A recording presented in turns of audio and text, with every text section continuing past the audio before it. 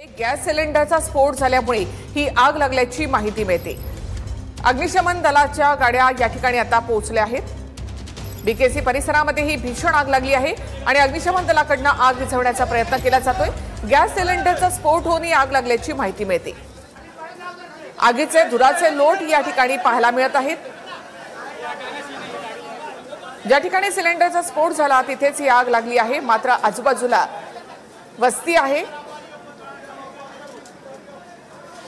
अधिक माहिती आपण घेऊयात आमचे प्रतिनिधी रमेश शर्मा यांच्याकडून। रमेश, किती मोठी आग आहे आणि आग विझवण्यात यश आलंय का?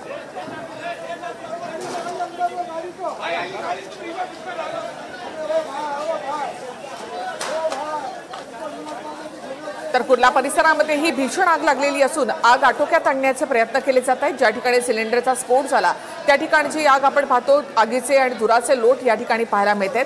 आजूबाजूला वस्ती देखील आहे, त्यामुळे आग पसरण्याची भीती देखील आहे। अग्निशमन दल दाखल झालेलं असून आग विझवण्याचा प्रयत्न केला जातोय। पुन्हा एकदा जाऊयात आमचे प्रतिनिधी रमेश यांच्याकडे। रमेश, किती मोठी आग आहे?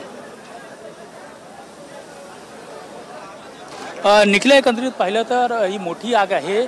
एकूण अग्निशमन दलाच्या 5 गाड्या घटनास्थळी दाखल झाल्या आहेत।